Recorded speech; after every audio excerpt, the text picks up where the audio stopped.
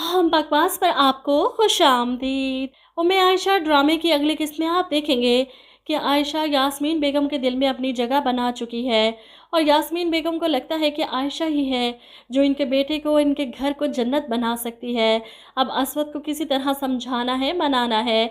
शोहर से तो वो बात कर चुकी है, लेकिन असवद को मनाना सबसे मुश्किल है, जिसने अनूशा से अपनी पसंद और मर्जी से मंगनी की है। यास्मीन बेगम असवद से बात करती हैं, मुझे आयशा बहुत पसंद है, मैं चाहती हूँ कि उसे अपनी बहू बनाऊँ। बहुत अच्छी लड़की है, दीनदार और तमीज़दार, और क्या चाहिए। ये सुनकर असवद हैरान होता है। और अनूशे मामा, जिस पर यास्मीन बेगम कहती हैं, बेटा इसकी और तुम्हारी आदतें बहुत मुख्तलिफ हैं। अगर तुम उससे शादी कर भी लो ना, तो माँ होने की हैसियत से मुझे ये शादी ज़्यादा अरसे तक चलती हुई नज़र नहीं आ रही। बेटा समझने की कोशिश करो। अनुषे बहुत अच्छी है, लेकिन एक औरत को सिर्फ बीवी नहीं बनना होता, इसके बाद वो माँ भी बनती है। और एक नेक माँ अपनी आने वाली जनरेशन की अच्छी और बेहतर तरबियत कर सकती है। सोच समझ कर जवाब देना, मुझे किस्म किस्म की कोई जल्दी नहीं। असवद तो परेशान हो जाता है माँ की डिमांड सुनकर, सोच में पड़ जाता है कि वो क्या करे। ऐसे में ऑफिस में आयशा को देखकर वो अपना फ़ैसला बदल लेता है। इसे ऐसी लड़कियां अट्रैक्ट नहीं करती। वो घर आता है और आकर अपनी मम्मा से कहता है, मैं आपसे बहुत प्यार करता हूँ, आपके हर फैसले की बहुत इज्जत करता हूँ, मगर आयशा के लिए मैं ख़ुद को राज़ी नहीं कर सका।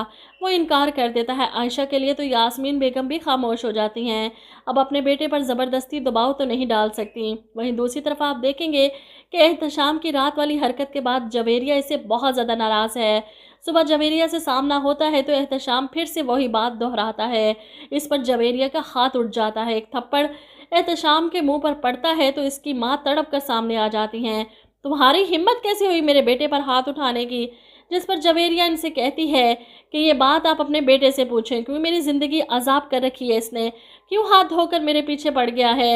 इधर बात बड़ों तक पहुंचती है तो आसिफ साहब अपनी बीवी से कहते हैं कि जवेरिया के ससुराल में फ़ोन करके कहो कि जितनी जल्दी हो सके निकाह कर लें। घर के जो हालात चल रहे हैं, मैं नहीं चाहता कि मामलात बहुत आगे तक चले जाएं, और अच्छा है जितनी जल्दी जवेरिया का निकाह हो जाए तो एहतशाम की उम्मीदें भी दम तोड़ देंगी। आयशा भी बाहर खड़ी इनकी बातें सुन रही थी। शोहर के फैसले पर नाइला बेगम परेशान हो जाती हैं। वो तो चाहती थी कि जवेरिया की मंगनी कर दें और शादी आयशा की शादी के बाद रखें, लेकिन यहाँ पर इनके शोहर का फैसला सुनकर वो दुखी होकर आयशा के पास आती हैं। मुझे लगता है मुझसे बहुत गलती हो गई, जिसकी वजह से इतनी मुसीबतें आ रही हैं। देखो ना, मैंने कितनी कोशिशें की, लेकिन तुम्हारी मंगनी होती होती टूट गई। मैं जानती हूँ तुम मुझसे नाराज़ हो गई हो।